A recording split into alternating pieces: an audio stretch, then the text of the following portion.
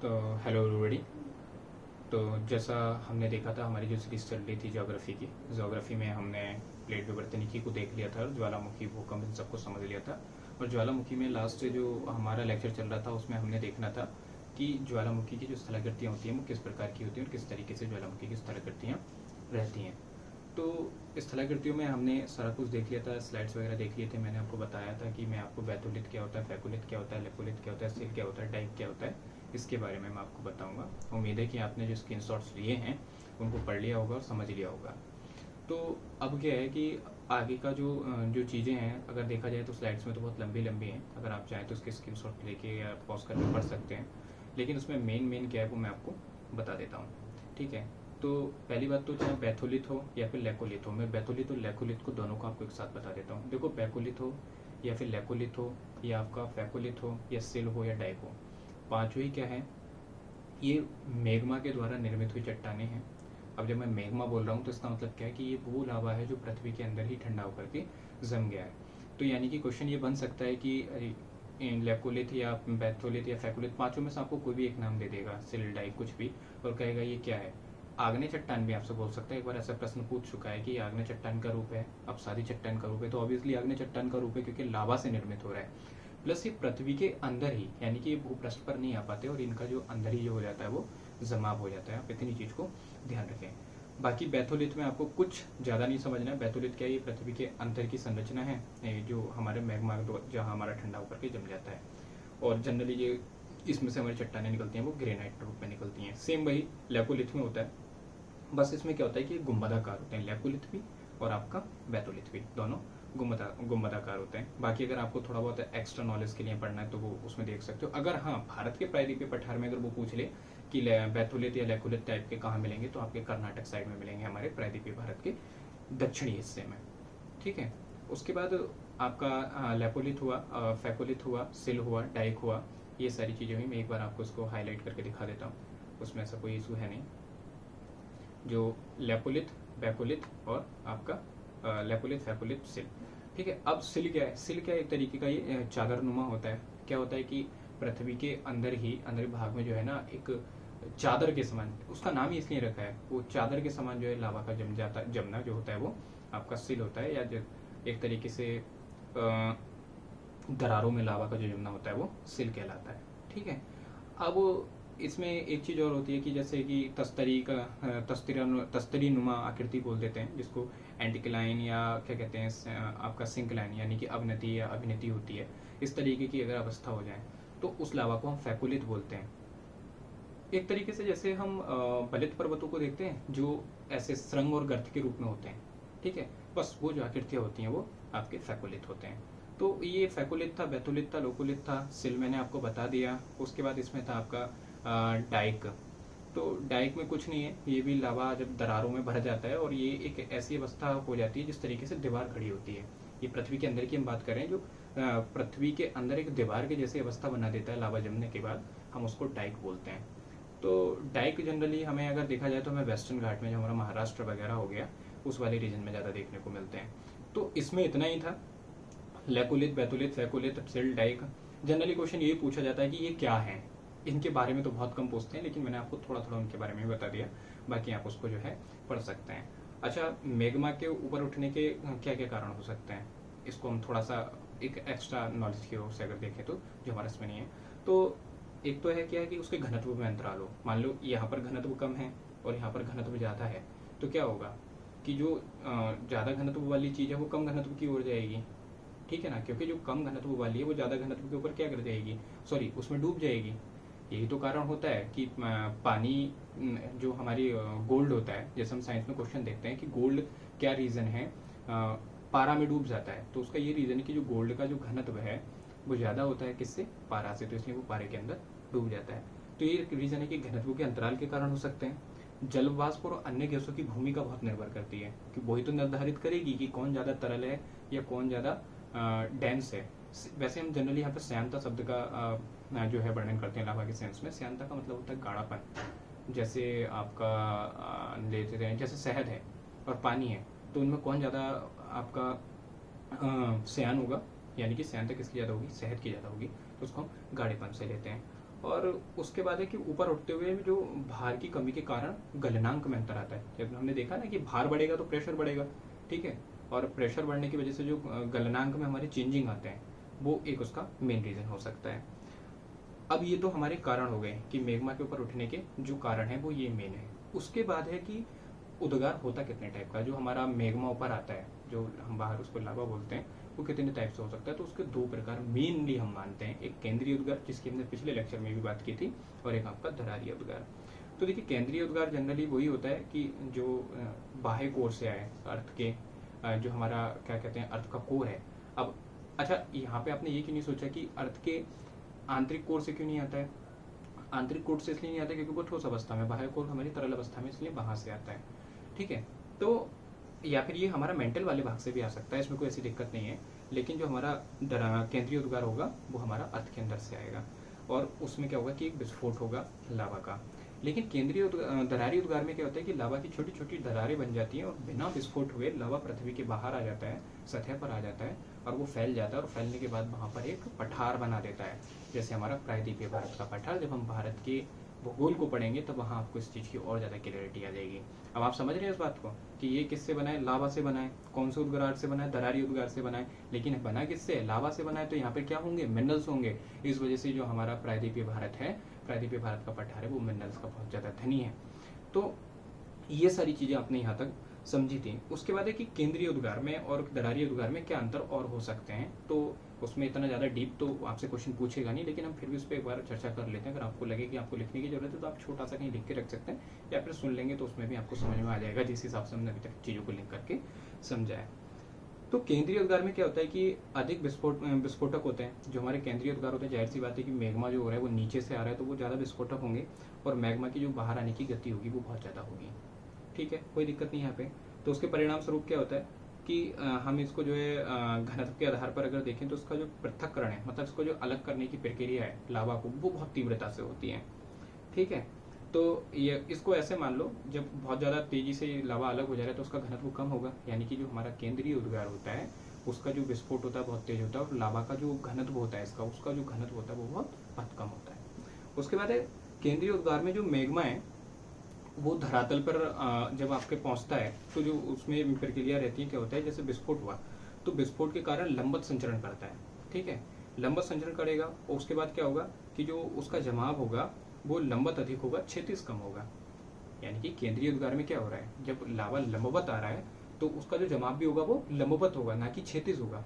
तो क्या होगा, जब लंबवत लावा देखो निकल रहा है, लावा निकला जमा, उसके बाद लंबवत फिर से लावा निकला उसके ऊपर जमा, फिर लावा निकला उसके ऊपर जमा, क्या बन रहा है, धीरे धीरे एक पर्वत का निर्माण हो जाएगा, यानी कि इससे पर्वतों का निर्माण होता है।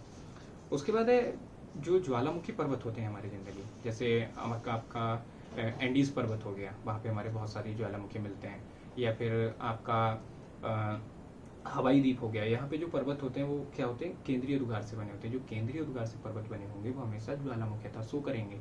अब आप कहेंगे कि मतलब जो ज्वालामुखी पर्वत होते हैं, सॉरी उल्टा बोल दिया, ज्वालामुखी पर्वत होंगे उनमें हमेशा केंद्रीय उद्गार होता है। कहीं ना कहीं मैंने आपको पिछले लेक्चर में हिंट दिया था कि मैं आपको बताऊंगा कि हिमालय ज्वालामुखीता क्यों प्रदर्शित नहीं करता, एंडीज ज्वालामुखीता प्रदर्शित करता है। तो एक चीज़ तो यहाँ क्लियर हो गई होगी, बाकी धीरे धीरे मैं आपको क्लियर कर दूंगा, आप चीज़ें फिर लिंक कर लेंगे और फिर मैं आपको इकट्ठा उसमें एक बार में बता दूंगा। दूसरा आता है कि ये जो पर्वत बनते हैं, जब ज्वालामुखी जो केंद्रीय उद्गार से होगा तो ये शंकु आकार होते हैं, यानी कि कोन टाइप के होते हैं और ऊंचे होते हैं, ठीक है, याद करो माउंट किलिमंजारो केनिया का, उसी टाइप के पर्वत होते हैं, क्योंकि यहाँ का जो लावा है वो गाढ़ा है और धीरे धीरे वो जमता हुआ जाता है और इस टाइप के पर्वतों का निर्माण करता है। तो जो हमारे केंद्रीय उद्गार होते हैं वो जो आपका अपेक्षाकृत ठोस पदार्थों की मात्रा इनमें अधिक होती है। तो जब ठोस पदार्थ अधिक होंगे तो लावा गाढ़ा भी होगा, चिपचिपा भी होगा, ठीक है। और दूसरी चीज़ है, जब लावा गाढ़ा है और क्या कहते हैं चिपचिपा ज़्यादा है तो उसमें ठोस पदार्थों को ढोने की क्षमता भी ज़्यादा होगी, क्योंकि पतले लावे के अंदर तो वो चले जाएंगे, वही घनत्व वाला रीजन आ जाएगा। तो वो आपसे सीधे सीधे क्वेश्चन भी पूछ सकता है कि इसमें जो है ये गाढ़ा होता है और इसमें जो है ठोस पदार्थों को ढोने की क्षमता ज़्यादा होती है, तो क्या होता है कि यहाँ पे भारी पदार्थ ज़्यादा मिलेंगे। जब भारी पदार्थ ज़्यादा मिलेंगे तो उसका क्या होगा कि कहीं ना कहीं ये एक हमें हिंट दे रहा है कि यहाँ पे मिनरल्स ज़्यादा मिलेंगे, ठीक है। उसके बाद है कि जैसे एक इमेज आकृति बनी रहती है, मैं देख लेता हूँ अगर हमारे पास कोई इसमें इस तरीके की इमेज ज्वालामुखी की पड़ी होगी तो, जिससे मैं आपको समझा सकूँ कि आपका ज्वालामुखी में किस तरीके की, एक मिनट, ये वाला आप इसको देखो, वैसे ये मिश्रित ज्वालामुखी का है। अच्छा, इसमें एक चीज़ और थी यहाँ जो मैंने आपको बोला था कि मैं बता दूंगा कि सिंडर शंकु क्या होते हैं, या मिश्रित ज्वालामुखी क्या होते हैं, या फिर सील्ड ज्वालामुखी क्या होते हैं। तो वो सब लावा के ऊपर डिपेंड करता है। जैसे जो प्रारंभिक प्रकार के जो लावा होते हैं, जो सील्ड ज्वालामुखी से बने होते हैं, वो गुंबदाकार होते हैं, उनकी जो हाइट होती है ज़्यादा नहीं होती और कम विस्फोटक होते हैं, बस इतना होता है। उसके बाद जो ये एक शंकु बना देते हैं बाद में लावा इकट्ठा इकट्ठा, उसको जो हम सिंडर शंकु बोलते हैं। उसके बाद आपका मिश्रित ज्वालामुखी होता है, वो इनकी अपेक्षाकृत ज़्यादा जो है खतरनाक होते हैं, विस्फोटक होते हैं, ठीक है। और उसके बाद आता है आपका ज्वालामुखी कुंड, यानी कि कोल्डेरा। कोल्डेरा क्या होता है, कोल्डेरा को यूपीएससी ने एक दो बार क्वेश्चन पूछा भी है। तो कोल्डेरा ना, पहले तो आप अपने ना दिमाग में ऐसे मान लो, कोल्डेरा एक प्रकार का लेक है, ठीक है। कोल्डेरा एक प्रकार का लेक होता है, और ये क्या होता है, ज्वालामुखी का जो मुख होता है वहाँ पर बनते हैं। जैसे ज्वालामुखी फटा, ज्वालामुखी फटने के बाद लावा सारा निकल गया, तो जो ज्वालामुखी का कोन है ऊपर वाला, ये वाले अगर इस वाले पार्ट में देखें, जो ये वाला पार्ट है जो मैंने हाईलाइट किया है यहाँ पर, तो यहाँ पर क्या है ना, एक मुंह जैसा रह जाएगा, उसमें क्या होगा, पानी भर जाएगा, ठीक है, क्योंकि ये तो कैप से बंद हो जाएगा बाद में लावा निकलने के बाद, जब लावा अंदर जम जाएगा तो वही एक झील बन जाएगी, हम उसी को ही कोल्डेरा बोलते हैं। जब उसमें पानी भर जाता है तो फिर क्या होगा, केमिकल रिएक्शन होगा फिर से, तो इसमें जो है फिर से उद्गार होने का खतरा रहता है, और इसमें फिर क्या होता है, बहुत बड़े बड़े जो है मतलब ज्वालामुखी विस्फोट होते हैं। तो कहने का मतलब जो कोल्डेरा टाइप के ज्वालामुखी होते हैं उनमें ज़्यादा विस्फोट होते हैं। तो जो हमारा ज्वालामुखी था लगभग यहाँ पर जो है खत्म हो गया था। उसके बाद था, अगर ये तो हमने अंदर की बात कर ली, डाइक हो गए, सब हो गए, बाहर अगर सिंडर शंकु क्या हो गया, या फिर आपका मिश्रित ज्वालामुखी क्या हो गया, या सील्ड प्रकार के ज्वालामुखी क्या हो गए। ठंडा होकर जो स्थलाकृतियों का निर्माण होता है ज्वालामुखी का बाहर आकर के, या फिर ज्वालामुखी के उपरांत जो अन्य क्रियाएं हो सकती हैं, तो उसमें क्या है, तो जो मैंने आपको बताया था, जिससे जैसे ज्वालामुखी है, ये मान लिया ज्वालामुखी है, अब इसका ये मुंह है, तो यहाँ पर ये विस्फोट हुआ, विस्फोट होने के बाद क्या हुआ, लावा तो यहाँ भी जम रहा है ना, अगर यहाँ जम हुआ तो ये जम जाएगा और ये मुंह बन जाएगा, तो इसको हम क्या बोलेंगे, प्लग डोम बोलेंगे। इस वाले हिस्से को हम प्लग डोम बोलेंगे जो जम गया, और यहाँ पर जो लेक बन जाएगा हम उसको कोल्डेरा बोलेंगे। इस तरीके का क्या है, एक लेक है, लेक तैबा, कहाँ पर है, इंडोनेशिया में, जो सबसे बड़ा लेक है इस टाइप का, यानी कि कोल्डेरा लेक सबसे बड़ा है इंडोनेशिया का लेक तैबा। कभी कभी वो सीधे भी पूछ लेते हैं कि लेक तैबा के बारे में सही कथन का चयन कीजिए, ये इंडोनेशिया में है, ये ज्वालामुखी लेक है, ये एक तरीके का कोल्डेरा है, इस तरीके से फिर बोल देंगे कथन 1, कथन 2, कथन 3, ठीक है। फिर प्लग डोम क्या होता है, प्लग डोम वही है जो कैप का काम करता है, जो एक कैप तरीके से ढक्कन के जैसे काम करता है, जब लावा का उद्गार होना खत्म हो जाता है और वहाँ पर भी लावा जम जाता है और वो उसके मार्ग को अवरुद्ध कर देता है, उसी को ही प्लग डोम बोलते हैं। उसके बाद सिल, डाइक, लेकोलिथ, लेफोलिथ, फैकोलिथ, बैथोलिथ, ये सब आकृतियाँ धरातल के नीचे बनती हैं, उन पर हम चर्चा कर चुके हैं। अच्छा, प्लग डोम के बाद बस क्या होता है कि अगर कभी कभी जैसे प्लग डोम है हमारा जो बंद है, प्लग डोम के नीचे से क्या हुआ, गैसें ऊपर आए, अब गैसें धीरे धीरे ऊपर आ रही हैं और वो अपनी जगह बना करके अगर निकलना स्टार्ट कर दें तो सिर्फ गैसें बाहर आती हैं, तो वो गर्म गैसेस बाहर आएंगी, ठीक है। अब जब वो गैसें बहुत ज़्यादा बाहर आएंगी तो उनके साथ में जलवाष्प भी बहुत ज़्यादा बाहर आएगी, ठीक है ना। और जैसे ही तापमान जब घटता है, क्योंकि अंदर तो टेम्परेचर बहुत ज़्यादा कम है, तो वो जो जलवाष्प है वो जल की बूंदों में बदल जाती हैं, यानी कोई हम क्या कहते हैं, गीज़र, गर्म पानी के झरने, यूएसए का येलो पार्क, ध्यान करो। तो गर्म पानी के जो झरने होते हैं या गीज़र होते हैं, थोड़ा सुनने में अजीब लग रहा है ना कि गर्म पानी के झरने या गीज़र जो अर्थ से भी होते हैं, तो बिल्कुल निकलता है। और आजकल तो जो हमारा रिन्यूएबल एनर्जी के लिए बात चल रही है, तो ये बहुत ज़्यादा इंपॉर्टेंट है रिन्यूएबल एनर्जी बनाने के लिए। और वो कैसे बनाते हैं वो हम जब पढ़ेंगे, जब हम रिन्यूएबल एनर्जी पढ़ेंगे तो, ठीक है।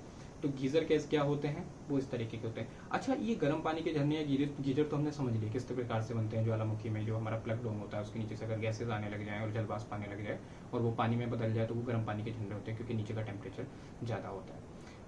अब इसमें भी कभी कभी टर्मिनोलॉजी बना देता है, वो एक बार ऐसा क्वेश्चन पूछ चुका है आई थिंक CAPF में या फिर सिविल सर्विसेज में। तो यूपीएससी पूछ रहा है तो चाहे NDA हो या CDS हो, सिविल सर्विसेज हो, CAPF हो, सबके लिए इंपॉर्टेंट हो जाता है। तो उसने मतलब वो उसी के हिसाब से उसने उनको किया है कि अगर जैसे कोई गीज़र है, गीज़र से अंदर से पानी आ रहा है, उसके साथ अगर सल्फर आ रहा है ज़्यादा, तो उसमें क्या होएगा, उसको हम गीज़र नहीं बोलेंगे, हम उसको गीज़राइट बोलेंगे। तो उसने टर्मिनोलॉजी ये यूज की है कि गीज़राइट क्या होते हैं गीज़र की जगह।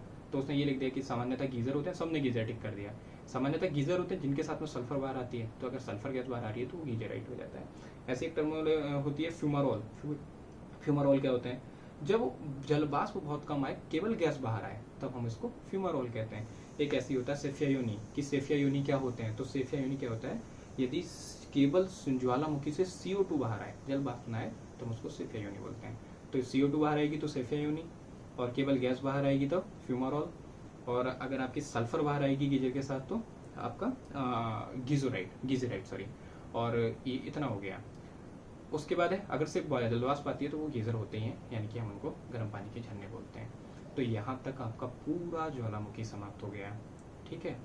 उसके बाद है आपका ज्वालामुखी समाप्त हो गया, और ज्वालामुखी के साथ साथ सॉरी भूकंप भी समाप्त हो गया। तो हो गए आपका प्लेट टेक्टोनिक का बेसिक मैंने आपको बता दिया। मैंने प्लेट टेक्टोनिक आपको पूरा इसलिए नहीं बताया क्योंकि जब मैं नेक्स्ट चैप्टर इसके बाद आपको बताऊंगा जो है आपका महाद्वीपीय विस्थापन सिद्धांत और प्लेट टेक्टोनिक, दोनों से एक दूसरे से जुड़ा हुआ है।